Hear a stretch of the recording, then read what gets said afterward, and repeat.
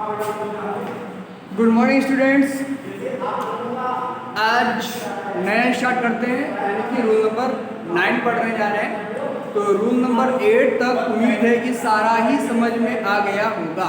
और जो मैंने होमवर्क दिया था, यानी कि दो क्वेश्चन दिए थे सब में कि ये आप लोग करके मुझे देंगे, किसी ने भी नहीं किया, केवल 2 या 3 बच्चों के अलावा केवल 3 बच्चों ने किया है, वो बस। खैर, अब देखो लिखा हुआ है rule number 9, collective noun always take singular verb, यानी कि जो ये यही तक है, ठीक है। यानी कि रूल नंबर 9 क्या है, collective noun always take singular verb, यानी कि जितने भी कलेक्टिव नाउन वाले वर्ड होते हैं वो सारे हमेशा सिंगुलर वर्ब ही अपने साथ लेते हैं। कलेक्टिव नाउन क्या होते हैं ये आता होगा, नहीं आता है तो बता रहा हूँ। कलेक्टिव नाउन उनको कहते हैं जो किसी भी चीज़ का ग्रुप का नाम बताते हैं। जैसे यहाँ पे लिखा है the herd of cows. Heard का मतलब होता है जानवरों का झुंड, तो यहाँ पे काउज है तो काउज के झुंड के नाम को क्या बोला, हर्ड बोल दिया गया। कई सारे स्टूडेंट एक साथ हों तो उसे क्लास बोलते हैं, कई सारे टीचर एक साथ हों उसे स्टाफ बोलते हैं, कई सारे सोल्जर एक साथ हों उसे आर्मी बोलते हैं। समझ में आया? तो उस ग्रुप के नाम को हम लोग कलेक्टिव नाउन बोलते हैं। तो अगर कहीं भी कलेक्टिव नाउन की बात कर रहे हैं, अगर ध्यान सुनो, अगर कलेक्टिव नाउन की बात कर रहे हैं तो सिंगुलर वर्ब यूज करते हैं। जैसे the herd of the cows is grazing in the field. देखो ध्यान से सुनो, यहाँ पे बात किसकी हो रही है, हर्ड की बात हो रही है। हर्ड मतलब झुंड की, गायों का झुंड मैदान में घास चर रहा है। घास नहीं लिखी है, मैदान में चल रहा है, ठीक है। तो गायों का झुंड, झुंड तो एक ही हुआ ना, गायों के कई सारे झुंड चल रहे हैं तब होता। समझ में आया? तो इसलिए यहाँ पे इस यूज किया क्योंकि हर्ड सिंगुलर वर्ब देता है। दूसरा द टीम ऑफ प्लेयर्स, यानी कि खिलाड़ियों की जो टीम है, वॉज वर हंग्री। बताओ वॉज होगा या वर होगा? भाई वो बात कर रहा है प्लेयर्स की जो टीम है वो भूखी हो गई है। वो भूखे हो गए हैं नहीं, वो भूखी हो गई है, तो यहाँ पे वॉज आएगा, ठीक है। लेकिन ये केवल उनके लिए है जब हम उस टीम की या उस ग्रुप की बात कर रहे होंगे, तब हम उसके ग्रुप की बात कर रहे हैं तो ग्रुप सिंगुलर वर्ब लेगा। अगर मान लो उस चीज़ का डिवीजन हो जाए, वो अपने आप में डिवाइड हो जाए, तो फिर the jury are divided in their opinion. अब की बार हमने सिंगुलर वर्ब नहीं यूज़ किया, प्लूरल यूज़ किया है। आप इसको आर यूज़ कर रहे हैं। जब जरी का मतलब नहीं पता होगा, जरी का मतलब होता है जब ग्रुप होता है जजेस का, ठीक है, उसको जरी बोलते हैं। तो जब ये क्या हो रहा है, यहाँ पे डिवाइड हो इन देयर ओपिनियन। अब हम यहाँ पे ग्रुप की बात नहीं कर रहे, ग्रुप में जो लोग हैं वो लोग डिवाइड हो गए हैं। हालांकि वो कहेगा जरी, जैसे किसी ने बोले टीम डिवाइड हो गई, मतलब टीम के मेंबर डिवाइड हो गए ना, टीम थोड़ा डिवाइड हो गई, टीम के मेंबर अलग अलग हो गए, ठीक है। तो यहाँ पे जरी आर डिवाइडेड। तो जब किसी भी कलेक्टिव नाउन का डिवीजन हो रहा होगा तो प्लूरल वर्ब यूज करेंगे। अगर कलेक्टिव नाउन की बात कर रहे हो तो सिंगुलर, अगर कलेक्टिव नाउन के मेंबर्स डिवाइड हो रहे हैं तो प्लूरल, क्योंकि यहाँ पे हम जरी ग्रुप की बात नहीं कर रहे, उस ग्रुप के डिवीजन हो रहे, लोग अलग अलग बट रहे हैं, उसकी बात कर रहे हैं। इसमें आ जाओ, the audience dash taken there seats. Audience ने अपनी सीट ले ली, तो हैज होगा या हैव होगा? ऑडियंस मतलब जो दर्शक होते हैं उनको बोलते हैं। तो यहाँ पे दर्शक एक साथ भी बात कर रहे हैं, दर्शक अपनी सीट अपनी कुर्सी लेंगे तो एक एक दर्शक अपनी सीट पे बैठेगा ना, एक एक इंसान अपनी अपनी सीट पे बैठेगा। तो यानी हम एक एक इंसान की बात कर रहे हैं कि हर एक इंसान अपनी अपनी कुर्सी पे बैठ जाए, यानी कि हम ग्रुप की ऑडियंस की बात नहीं कर रहे हैं, उसमें जितने भी मेंबर्स हैं उनकी बात कर रहे हैं कि वो सब बैठ गए। तो यहाँ पे हैव होना चाहिए। समझ में आ गया होगा? अगर हम उस ग्रुप के मेंबर्स की बात कर रहे हैं, हम ऑडियंस की बात नहीं कर रहे हैं, ऑडियंस के जो मेंबर हैं, ऑडियंस में जो लोग हैं वो लोग अपनी अपनी सीट पे बैठ गए, तो यहाँ पे प्लूरल वर्ब आएगा, यानी हैव आएगा। यहाँ पे क्या है कि उस टीम की बात कर रहे हैं, उस टीम के प्लेयर्स की नहीं, उस टीम की पूरी पूरी टीम भूखी है। टीम का कोई एक प्लेयर नहीं भूखा है या 2 प्लेयर नहीं भूखे, पूरी टीम भूखी है, यानी कि पूरी टीम की बात कर रहे हो तो फिर वॉज यानी कि सिंगुलर आएगा, ठीक है। अब दूसरा क्वेश्चन मेरा एक ये है, अलग है इससे, फिश और फिशेस में क्या अंतर होता है, ये आप लोग मुझे कमेंट करके बताएं, फिर मैं आगे रूल नंबर 10 बता रहा हूँ।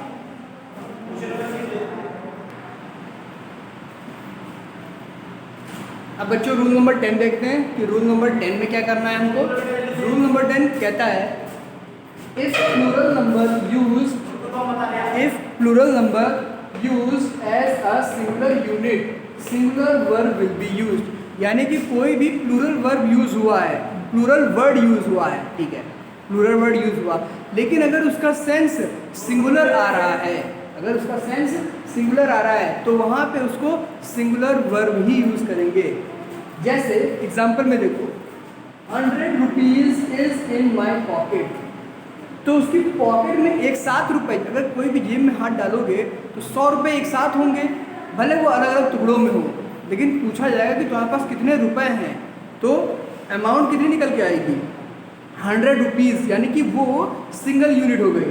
100 rupees is in my pocket, ठीक है, यहाँ पे सिंगुलर यूज हुआ क्योंकि 100 रुपीज़ तुम्हारी पॉकेट में एक साथ इकट्ठा होंगे, अलग अलग नहीं होंगे, होंगे तो वो तुम्हारे पास ही में ना। इज इन माई पॉकेट, तो उसकी पॉकेट में इकट्ठा सिंगुलर यूनिट की तरह हो जाएंगे। दूसरा एग्जांपल देखो 10 miles is a long distance, लिखा है 10 माइल्स, लग रहा होगा कि ये प्लूरल है लेकिन ये सिंगुलर है। कैसे देखो, अगर मान लो एक इंसान यहाँ पर है, ठीक है, वो यहाँ से चलता है और यहाँ तक जा रहा है, मान लो ये उसका होम है, ये उसका घर है और यहाँ पे उसका ऑफिस है। अगर घर से ऑफिस की दूरी 5 मील की है,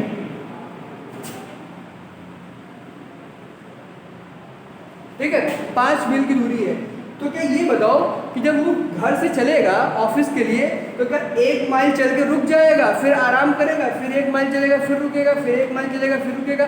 ऐसा तो कोई नहीं करता है। जब चलना स्टार्ट करता है तो एक साथ पूरा 5 माइल तक चलता है, यानी कि पूरे 5 मील एक साथ चलेगा, है ना। तो वो चला कैसा, उसने डिस्टेंस तो पूरा एक साथ ही कवर किया ना, अलग अलग टुकड़े टुकड़े में तो चला नहीं है। अगर ऐसा होता 5 किलोमीटर यहाँ चलता, फिर 8 किलोमीटर कहीं और जाता, रुकता, फिर कहीं और जाता, तब वो प्लूरल होता। लेकिन जब वो चलेगा तो वो एक साथ पूरा डिस्टेंस ऑफिस तक कवर करेगा, क्योंकि घर से निकला ऑफिस के लिए, ऑफिस तक की जब तक वो नहीं पहुंच जाएगा तब तक कि वो 5 माइल ही चलेगा। भले वो रोड पे ब्रेक लगा रहा है, हमें उससे मतलब नहीं है। वो निकला घर से है और ऑफिस पहुंचेगा, वहाँ तक पहुंचने में उसे जितनी देर लगेगी, जितना डिस्टेंस लगा, वो सिंगुलर यूनिट मानी जाएगी। क्योंकि भाई कोई 1 मील चलेगा, 1 मील 1 मील 1 मील। अगर मान लो तुम यहाँ से दिल्ली आ रहे हो, दिल्ली यहाँ से 490 किलोमीटर दूर है, तो क्या तुम 1-1 किलोमीटर गिनाओगे किसी को? किसी से ये कोई तुमसे कहे कि बेटा वहाँ गए थे दिल्ली, कितनी दूर है दिल्ली, कहोगे 1 kilometre 1 kilometre 1 kilometre 1 kilometre 1 kilometre, ऐसे करके कोई नहीं गिनाता है। पूरा एक साथ बता देते हो 490 किलोमीटर दूर है, पूरा एक साथ बताओगे ना, तो वो सिंगुलर यूनिट ही तो तुमने बताई है। समझ में आई बात? तो इसीलिए यहाँ पे क्या यूज हुआ है, ये वाला इज यूज हुआ है, क्योंकि वो पूरा डिस्टेंस एक साथ कवर करेगा, टुकड़ों टुकड़ों में कोई नहीं चलेगा। दूसरा 5000 rupees is a handsome amount, यानी कि 5000 रुपये एक बहुत ही अच्छे मुद्रा यानी कि अमाउंट है, ठीक है। तो वो 5000 रुपीज़ किसी के पास अगर होंगे तो वो एक साथ होंगे, ऐसा नहीं कि टुकड़े टुकड़े में बांट के बात करेंगे। किसी के पास एक साथ अगर रुपए होंगे साथ में मुट्ठी में, यानी कि इसका मतलब क्या है कि वो सिंगुलर यूनिट है, वो एक ही जगह पे इकट्ठा हैं, टुकड़े टुकड़ों में बिखरे हुए नहीं है। जब एक ही जगह इकट्ठा है, भले वो 5000 है लेकिन है तो वो एक साथ ना, इसका मतलब वो सिंगुलर यूनिट की तरह यूज हो रहे हैं, ठीक है। तो इज यूज करेंगे, इतना समझ में आया।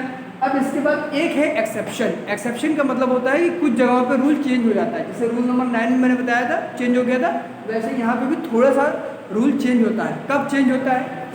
100 boys are in my class, यहाँ पे 100 बॉयज लिखा, इज नहीं लिखा। कारण क्योंकि तुम जब बॉयज़ की गिनती करोगे तो बॉयज़ सब एक दूसरे में जुड़े हुए नहीं हैं, ना तो हम बॉयज़ के झुंड की बात कर रहे हैं। हम 100 लड़के अगर गिनोगे तो एक एक करके गिनोगे, अगर एक भी लड़का कम हो गया तो फिर वो कम हो जाएगा। यानी कि जब गिनती करोगे तो 100 के 100 लड़के अलग अलग हैं, है ना। तो मतलब 100 लड़के प्लूरल होते हैं, बॉयज प्लूरल के फॉर्म में होंगे। तो यहाँ पे क्या आएगा, आर आएगा। दूसरा एग्जांपल देखो, 5000 rupees have been spent on different useful commodities. Question लंबा है लेकिन मतलब समझो। देखो यहाँ पे लिखा हुआ है 5000, तो हमने इज यूज किया। यहाँ 5000 रुपीज लिखा है तो हैव यूज किया, यही तो हुआ भाई। देखो 5000 रुपीज और 5000 रुपीज, यहाँ पे सिंगुलर है, यहाँ पे प्लूरल है। कारण कि ये 5000 रुपीज तुम्हारे पास हैंडसम अमाउंट, यानी कि इकट्ठा है, मुट्ठी में तुम्हारे हैं, ठीक है, इकट्ठा है ना एक जगह पे। लेकिन ये वाले रुपए हैं 5000 रुपीज, इसमें देखो अब ये 5000 रुपए एक साथ है या अलग अलग है, ये पता करो पहले। अब आगे का सेंटेंस पढ़ो, spend on different useful commodities. Different useful commodities खर्च हो गए, यानी कि 5000 रुपए अलग अलग इस यूजफुल चीज़ों पे खर्च हो गए। तो तुमने जब रुपया खर्चा किया है तो पूरे रुपए एक दुकान पर नहीं दे के आए हो। अगर तुम एक ही सामान खरीदते और एक ही दुकान पे सारे रुपए देते तो वो सिंगुलर होता। तुमने क्या किया, डिफरेंट यूजफुल कमोडिटीज, अलग अलग सामान खरीदे हैं, अलग अलग सामान का अलग अलग रुपया दिया है, यानी कि वो सामान ज़्यादा है मतलब हैव हो जाएगा। समझ में आया इतना, ठीक है। तो ये क्वेश्चन लिखो, फिर आगे और बता रहे हैं।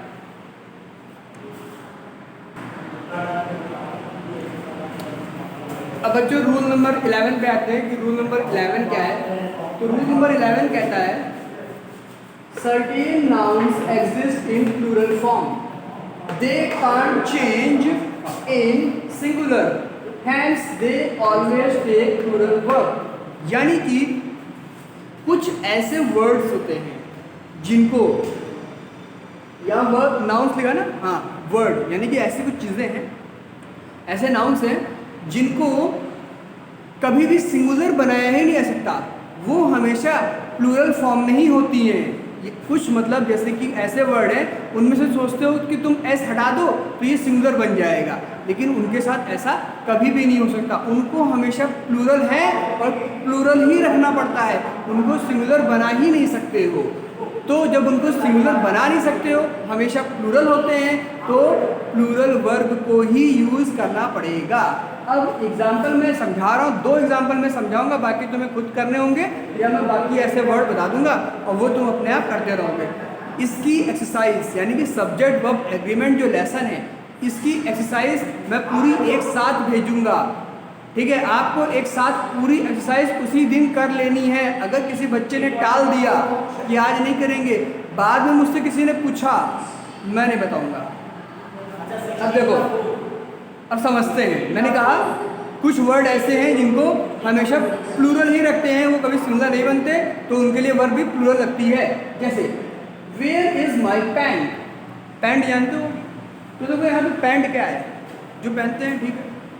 लेकिन भैया पैंट वर्ड एक ऐसा है जो कभी सिंगुलर हो ही नहीं सकता। क्यों नहीं हो सकता?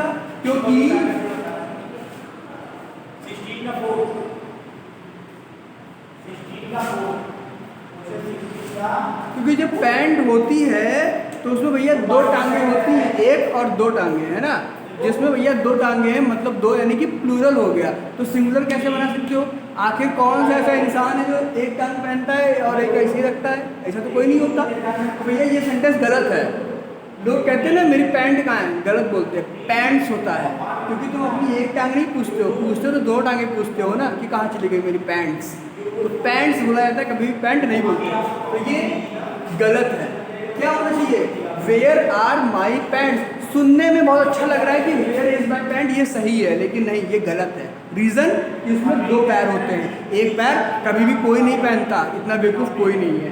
तो वेयर आर माई पैंट्स ये सही है, ऊपर वाला गलत है। पैंट्स प्लूरल है तो इसीलिए हमने आर यूज़ किया है। दूसरा देखो, the shoe is very nice. सुनने में बहुत अच्छा लग रहा है कि इंग्लिश बोल रहे हैं, गलत इंग्लिश बोल रहे हैं, ठीक है। शू जूता, तो जूते जब होते हैं तो 2 जूते खरीदते हो, 2 जूते पहनते हो, एक में जूता एक में चप्पल। कोई बेवकूफ़ नहीं पहनता है, ठीक, मतलब बेवकूफ़ पहनते, कोई समझदार नहीं पहनता है। तो जूते जो होते हैं शू, वो सिंगुलर नहीं होते हैं, इज नहीं यूज़ कर सकते हो, ये प्लूरल फॉर्म में होते हैं हमेशा। तो शूज़ ही बोला जाएगा, कभी शू नहीं बोला जाएगा, ठीक है। तो आर लिखा जाएगा, ये सेंटेंस इसीलिए सही है। तो ऐसे ही कई सारे वर्ड हैं जो हमेशा जोड़े में रहते हैं, जो भी चीज़ जोड़े में रहती है उनकी बात होती है। जैसे कैंची ले लो, सीजर, तो कैंची में एक हो नहीं होता कि खाली एक से काट लो, ऐसा तो नहीं है ना। चाकू में देखो हम लोग सिंगुलर और प्लूरल करते हैं, नाइफ नाइफ्स बोल देते हैं क्योंकि उसमें एक ही स्टिक होती है, लेकिन जो कैंची होती है वो 2 पेयर की होती है, तो इसीलिए वो हमेशा प्लूरल फॉर्म में होती है। और क्या कहते हैं, देखो सीजर्स, ये एस कभी भी हट नहीं सकता है, समझ गए। एक कैंची होगी तो भी तुम सीजर्स बोलोगे, 2 हो जाएंगी तो भी तुम सीजर्स ही बोलोगे, ठीक है। जैसे ट्राउजर्स हो गए, तो ट्राउजर लोग बोलते हैं ट्राउजर लेने जा रहे हैं, मेरी ट्राउजर कहाँ है, गलत बोल रहे हो, ट्राउजर्स होता है क्योंकि उसमें भी 2 टांगे होती हैं। फिर दूसरा आता है प्लायर। प्लायर का मतलब होता है प्लास। प्लास जो देखते हो जिससे मतलब तार वार कटते हैं या नट बोल्ट खोलते हैं, तो उसमें भैया 2 हिस्से होते हैं, ऊपर और नीचे दोनों को पकड़ के दबाते हो तभी नट खोलते हो या तार काटते हो, है ना। तो वो भी हमेशा प्लायर नहीं प्लायर्स होता है। दूसरा है टोंग्स। टोंग्स कितने बच्चे जानते हैं, मुझे मैसेज करके बताओगे टोंग्स का, हालांकि तुम लोग सर्च कर लोगे गूगल पे, क्लास में होते तो बताते। टोंग्स का मतलब होता है जो बर्फ वाले होते हैं, जो बर्फ काटते हैं, बर्फ ले जाते हैं, तो बर्फ को पकड़ने के लिए कांटे जैसा होता है, ऐसे करके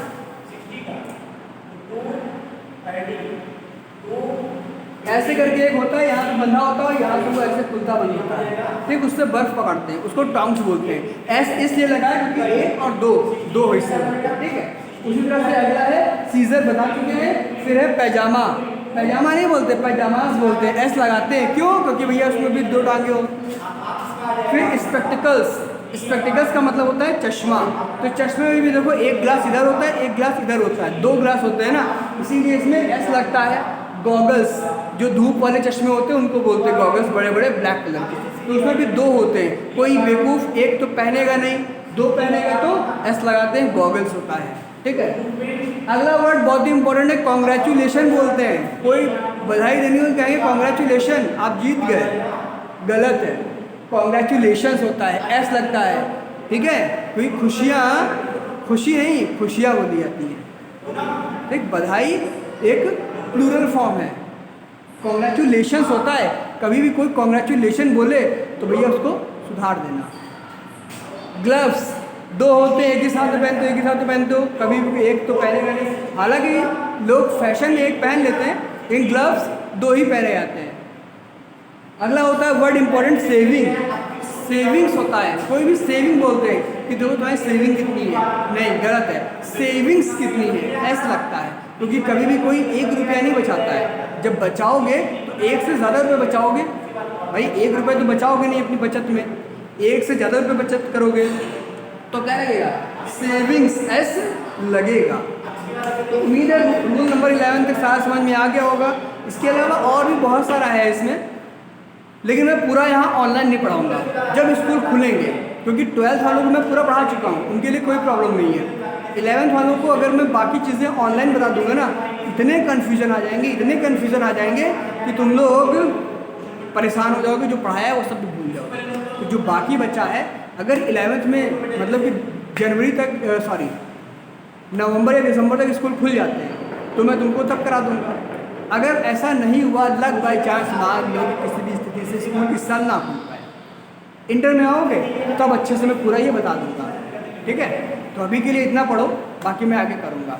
और रही बात कॉपी कर की, हाँ, दूसरी बात ये है कि जो एक्सरसाइज में भेजूँ उसको करोगे तभी मैं पढ़ाऊँगा उन बच्चों को गूगल मीट पे, वरना जो गूगल मीट पे बिना वर्क, यानी कि केवल नोट्स की बात नहीं करता हूँ मैं एक्सरसाइज की बात कर रहा हूँ। अगर आपने एक्सरसाइज करी है तब तो आप गूगल मीट अटेंड करिए, वरना अटेंड मत करिए, क्योंकि उसमें आपका नुकसान है, डेटा जा रहा है ना आपका, समझ में कुछ आ नहीं रहा है और डेटा खत्म हो रहा है, फ़ायदा क्या है। कम से कम डेटा बचा लो, कुछ और देख लो, ठीक। तो इतना पूरा कर लो, मुझे कॉपियाँ कॉल आएगी स्कूल से घर में, तो कॉपी स्कूल ले करके आओगे, चेक कराओगे और वापस ले चले जाना। बाय।